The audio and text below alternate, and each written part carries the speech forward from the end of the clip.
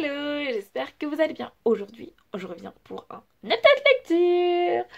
Alors, j'ai lu quelques livres ces temps-ci, du coup, je me suis dit, bon, il serait temps de faire un update lecture. Laetitia, allez, on se bouge le cul et on y va. Je vais vous présenter 4 livres. J'ai eu une très bonne lecture. 2 lectures normales et une lecture, bof, pas terrible, quoi. Le livre ira sur Vinted, quoi. Je vais commencer par la lecture que j'ai le moins aimée. Parce que je suis chiante. Je vais vous parler de 3 petits mots de Sarah N. Harvey, publié chez Magnard Roman. Nous suivons un jeune homme qui s'appelle Sid. Il vit sur une île et il a été adopté très tôt. Sa mère l'a en quelque sorte abandonné sur une île. Il vit avec dans une famille d'accueil et sa famille d'accueil accueille à chaque fois de nouveaux enfants. Un beau jour, il y a un homme vient sur cette île pour le voir. Il va lui annoncer quelque chose et qu'il a besoin de son aide. Voilà comment ça commence l'histoire. Le résumé m'a tout d'abord attirée parce que j'ai trouvé ça sympa. Je me suis dit bon, ça va parler un peu du thème du coup de l'adoption. Ça a l'air d'être chouette. Le livre fait 267 pages, mais c'est 267 pages très difficiles à lire. Enfin, ça a été très long pour moi. J'ai trouvé ça un peu vraiment long. Il doit chercher quelque chose, une personne. Et ben, j'ai trouvé ça intéressant, mais vraiment long, quoi. J'étais pas tellement convaincue par l'histoire, même si l'histoire reste belle, parce que ça nous parle d'adoption, de famille d'adoption, et du coup de famille plutôt biologique. J'ai trouvé ce thème très intéressant, mais ça m'a pas vraiment convaincue. J'ai trouvé que c'était assez long, et que ben, l'histoire mettait du temps à avancer. Que je trouvais que c'était un peu... il y avait certaines choses un peu redondantes et je me suis un peu ennuyée pour tout vous avouer. Pourtant, en général, les romans de cette maison d'édition et de cette collection Aime les romans, je les aime bien. Mais là, non, ça ne l'a pas fait avec moi. Après, peut-être que je suis moins sensible au thème de l'adoption, tout ça. Peut-être que si vous êtes plus sensible au thème de l'adoption, ça va plus vous parler. Mais il n'y avait pas trop d'action et ça tournait... J'avais un peu l'impression que ça tournait dans le vent, quoi, et d'avancer dans le vent et que ça racontait des choses sans que ça me parle vraiment, quoi. Et puis j'ai trouvé certaines choses un peu faciles aussi. Parce que bon, je sais pas comment vous expliquer, mais enfin, on voit que c'est une histoire et que c'est facile, alors que dans la vraie vie, ben, ça se passe pas comme ça, quoi. Donc voilà. Sinon, il y a une toute petite fille dedans qui s'appelle Phrasia, je crois. C'est ça son nom? Non, Fariza, excuse-moi, j'ai inversé les noms. Fariza. Et elle, par contre, je me suis vachement attachée à elle. Malheureusement, on la voit pas beaucoup dans le roman. On la voit surtout au début et à la fin. Et je me suis beaucoup attachée à elle. Elle était vraiment très chou. Et voilà, j'avais envie que ce soit ma petite sœur. Mais bon, j'en ai déjà une. Tout pour ce roman, je suis un peu déçue. Donc je vais le mettre en vente sur Vinted. Parce que ben, je suis pas trop fan. Et je ne ferai pas de chronique sur mon blog. Parce que ben j'ai pas vraiment grand chose à le dire à part que il m'a pas plu et que c'était long, donc pas de chronique sur mon blog. Ensuite j'ai reçu de la part des éditions Scrinéo Pour un sourire de Milda. C'est écrit par Silène Edgar. C'est quoi qui dépasse? Ah, c'est ma photo avec Henri de Rock en scène. J'ai reçu ce livre en service presse. Si nous suivons donc l'histoire de Milad et de Tisbé. Tisbé, c'est une jeune fille qui est au lycée. Et en fait, il y a un jeune garçon qui va arriver dans sa classe. Il s'appelle Milad. Voilà, Pour un sourire de Milad. C'est simple, c'est dans le titre. C'est facile. Du coup, il s'appelle Milad. C'est un réfugié qui vient de Syrie. Oui, syrien. Ouais. C'est un réfugié syrien. Et l'histoire tourne autour de ça. J'ai bien aimé ma lecture. Je vous avais parlé la dernière fois d'un livre de la même autrice. C'était 42 jours que j'avais adoré. Ici on n'est pas du tout dans le même thème, on est toujours dans un thème très fort comme l'autrice écrit presque tout le temps, j'ai l'impression. On va parler de Syrie, des réfugiés, donc c'est pas un thème très facile, et surtout des réfugiés mineurs. J'ai apprécié cette lecture, donc on suit l'histoire de ces deux jeunes enfants. Enfin, 2 jeunes lycéens, c'est plus 2 enfants, Laetitia réfléchit. Donc du coup, on suit leurs petites aventures et j'ai trouvé ça vraiment... C'est quand même assez difficile à lire, mais en même temps, ben, je trouve que Tisbé adoucit ce roman et adoucit le truc, quoi. En gros, on suit leur rencontre, leur histoire, et ils apprennent juste à être heureux. En gros, c'est ça. Voilà, c'est si simple que ça. J'ai bien aimé ma lecture. J'avoue que ce genre de thème m'intéresse assez puisque c'est un peu dans l'actualité aussi parce que c'est un peu dans mon domaine dans lequel je travaille. Donc voilà, ça rejoint les deux trucs. J'ai lu cette lecture assez rapidement, même si j'ai fait une grosse pause parce que j'avais oublié le livre quelque part et je n'étais plus à cet endroit-là. Et du coup, eh ben, je me suis dit, mince, je ne pourrais pas le lire et l'amener avec moi. Mais du coup, j'ai fini l'autre moitié du livre qui me restait un peu plus tard. Je pense que c'est une bonne lecture pour les personnes qui s'intéressent, que ce soit à la Syrie ou juste aux réfugiés. Ben, ça peut être vraiment un roman très intéressant, même si ça nous apprend pas forcément tant de choses que ça nous donne un aperçu sur ce que un enfant peut vivre et les horreurs qu'il peut traverser.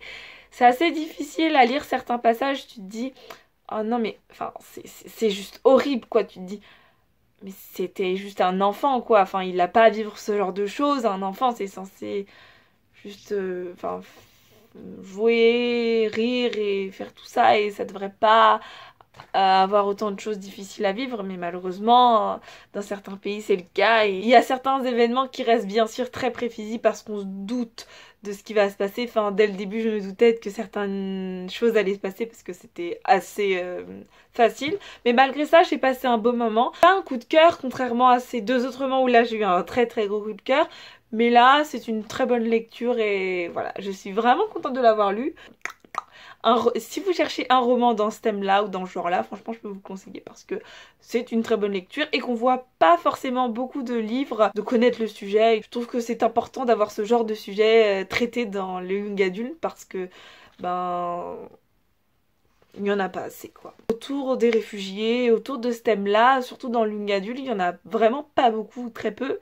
Et donc je trouve que c'est important. Ensuite j'ai lu L'éblouissante lumière des 2 étoiles rouges, l'affaire des cahiers de Victor et Nadia, un roman de David Moroncinto. C'est publié chez l'École des loisirs. Alors, honnêtement, je pense que je ne saurais peut-être jamais retourner vers ce livre. Je pense pas que j'aurais volontairement regardé cette couverture ni rien. C'est Myriam de la chaîne Un jour des livres, je crois que c'est ça sa chaîne. J'ai un doute, oui, je crois que c'est ça. Je vous mettrai sa chaîne en barre d'infos, mais je crois que vous la connaissez déjà. Qui m'a conseillé ce livre et heureusement que je l'ai écouté parce que ce livre est génial, génial, génial, génial, génial, génial. Alors en fait, nous suivons deux jeunes enfants, Nadia et Victor, et nous les suivons sous forme de carnet. En fait, je vous montre vite fait, nous suivons les carnets de Nadia. Ouh là là, ouh là là. Nous avons les pages comme ça, je sais même pas si vous voyez quelque chose. Nous suivons en fait à l'intérieur les carnets de Nadia et Victor. Ce sont deux enfants qui vivent en Russie et ça se passe à la période de la Seconde Guerre mondiale. J'aime tout ce qui touche à la période de la Seconde Guerre mondiale, ça me fascine et ça m'intéresse beaucoup. Donc en général, j'ai lu pas mal de livres qui concernent cette période-là. Donc voilà, et je savais pas que ça concernait cette période-là et puis quand elle m'a dit ça, j'ai tout de suite envie de me dire ok c'est bon je l'achète, il me le faut, donc je l'ai acheté. C'était génial, génial, génial, génial.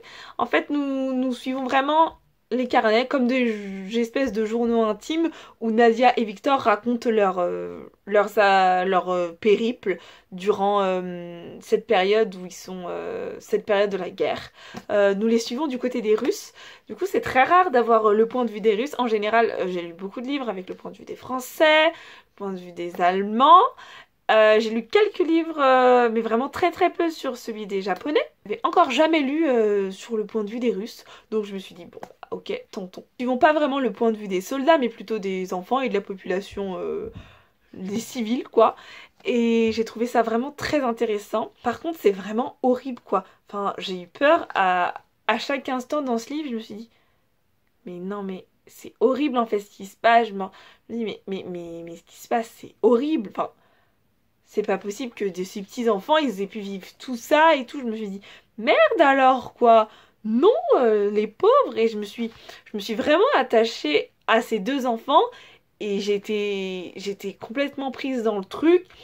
Et je trouve que le fait d'être sous forme de carnet, il y a des carnets mais il y a aussi des photos et des images ou aussi des sortes des images, des photos de ce qui se passe, de là où ils sont, et j'ai trouvé ça vraiment super bien fait, c'est génial. Voilà, oula, il y a des photos, et j'ai trouvé ça vraiment bien, j'ai trouvé ça vraiment très bien, et je me suis complètement immergée dans le truc. Le livre, il est quand même assez énorme, il fait 506 pages, c'est énorme, enfin, quand même. Et finalement, je l'ai lu en 2 jours. Donc pour vous dire que, genre, j'ai pas su m'arrêter. J'étais pris dans le truc, je voyais les pages défiler et je me suis dit, non, il faut que je sache la suite, il faut que je sache ce qui leur est arrivé à la fin de l'histoire. Je veux savoir ce qui leur est arrivé parce que je peux pas m'arrêter. J'étais là, oh, j'espère qu'ils vont bien, j'espère que ça va et tout. J'étais inquiète, c'était vraiment une inquiétude de tout instant. Je me suis pris dans le jeu et je me suis pas arrêtée de tout le truc et enfin c'est vraiment génial, génial, génial, génial. Donc franchement, si vous aimez les histoires qui tournent autour de la Seconde Guerre mondiale et qu'en plus là c'est la Russie, donc enfin franchement la Russie, on n'en entend jamais parler.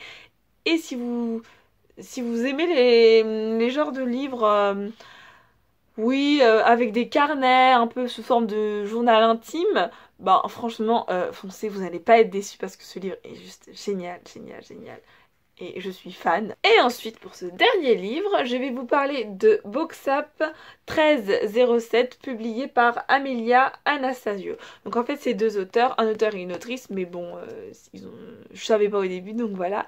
C'est publié chez l'édition Scrineo et je l'ai reçu en service presse. Si nous suivons une jeune femme qui s'appelle Alien,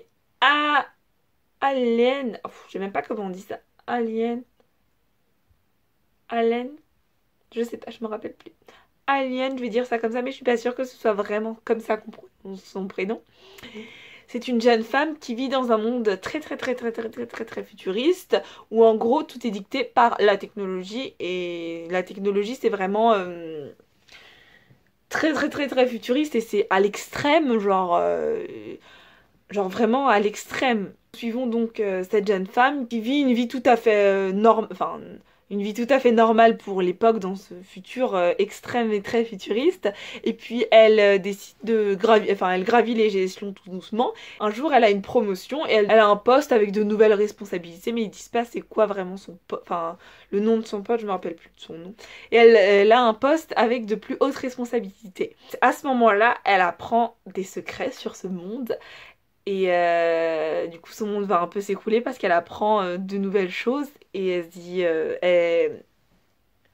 elle se, elle découvre de nouvelles choses dont elle aurait jamais soupçonné l'existence parce que ben, c'était juste une citoyenne lambda. C'est comme nous si on apprenait un secret de ouf sur ici alors que alors qu'on est des citoyens lambda quoi. J'ai déjà fait la chronique sur mon blog au moment où je vous parle, mais sûrement j'aurais fait d'autres chroniques, d'autres livres. Je vous la mettrai en barre d'infos si vous voulez plus d'informations. En fait, j'ai eu un peu de mal au début parce il y a certains thèmes qui sont un peu dans le futur et qui sont un peu comme si qu'on parlait un peu à l'extrême. Je vais essayer de vous montrer ça. Par exemple, moi Snapstar, on se doute qu'elle part de Snapchat quoi. Enfin Snapchat, parce que vous dites Snapchat, moi je dis Snapchat. Mais, mais voilà, enfin bref. Il y a plein de termes comme ça, mais très futurisés. Genre, au lieu de YouTube, c'est YouLife ou un truc comme ça, je me rappelle plus trop. Donc ouais, c'est ça à l'intérieur. Et en fait, à chaque fois, il y a une petite astérisque qui nous emmène à la fin pour voir ce que là... Tiens, pourquoi ça devient plus sombre? Eh, le soleil revient! Comme. Donc je disais, des termes deviennent plus futurisés et il y a des termes que je comprenais pas forcément. Et du coup, à chaque fois, à la fin, on doit aller au glossaire pour trouver à quoi correspondent ces thèmes, sinon certains mots on comprend pas. Et ça m'a un peu, au début de ma lecture, perturbée parce que je voulais m'imprégner de la lecture, mais en même temps, je devais aussi aller voir au glossaire parce qu'il y avait certains mots que je comprenais pas ou que j'arrivais pas à comprendre ou que j'étais juste pas sûre de la signification et que je voulais être sûre de ce qu'ils voulaient mettre. Ça a ralenti ma lecture et ma progression de ce livre, quoi. Au final, au fur et à mesure des pages, ça va mieux et on s'approprie les mots qu'elle emploie. J'ai assez bien aimé ma lecture, c'était une lecture sympa, sans plus quoi. C'est pas une lecture vraiment très de coup de cœur, mais c'était une lecture sympa. On voit aussi les dangers et l'omniprésence enfin, de la technologie, d'internet, des réseaux sociaux et tout ça, et on se dit oh, mais juste c'est horrible parce que les personnes qui vivent dans ce monde, elles s'en rendent juste pas compte parce qu'elles ont toujours vécu dans ce monde, elles ont toujours vécu comme ça, donc on peut pas s'en rendre compte quoi. Enfin, on peut pas se rendre compte à quel point c'est c'est juste trop que la technologie elle est genre omniprésente dans ce roman. Et donc ça fait quand même assez peur parce qu'on se dit putain enfin genre si notre monde il évolue comme ça fait un peu peur quoi. Non, non merci, je préfère pas que notre monde il évolue comme ça. Ça va. Je passe mon tour quoi. On voit aussi le point de vue d'un autre personnage qui vit autre chose. C'est assez marrant de comparer les deux environnements dans lesquels nos deux personnages vivent. Ça m'a assez fait penser à Radéon, qui est juste là, vous le voyez là, mais je vous le ressors pas parce que ça va prendre du temps. Du coup, ça m'a assez fait penser à Radéon, mais juste dans le sens deux environnements qui s'opposent vachement. Quand j'ai lu la fin, je me suis dit, tiens, c'est bizarre, je savais pas. J'ai l'impression qu'il y a un tome 2. Mais en fait, non, quand j'ai demandé aux éditions Scrino, non, il n'y a pas de tome 2. Et je me suis dit, tiens, je sais pas, à la fin, elle laissait vachement présager qu'il y avait un tome 2 ou une suite parce que c'était une fin, bah pas vraiment ouverte, mais une fin qui nous laissait juste comme ça, quoi. Je me suis dit, bon, bah, c'est la fin de ce livre, tant pis, il n'y a pas de suite. Mais je pense qu'une suite aurait été n'aurait pas été de refus parce que j'aurais bien lu la suite parce que j'ai bien aimé, donc la suite m'aurait assez plu quoi. C'est tout pour cette vidéo, j'espère qu'elle vous a plu. N'hésitez pas à me dire ce que vous lisez en ce moment et quels sont les livres que vous avez aimés en ce moment, et si vous avez lu des livres que j'ai dit dans ma vidéo. Voilà, c'est tout pour cette vidéo. N'hésitez pas à vous abonner, à me laisser un petit commentaire. Voilà, bye. Regardez mes petites joues. Si vous faites ça, vos joues. Je fais n'importe quoi, c'est fini pour cette vidéo.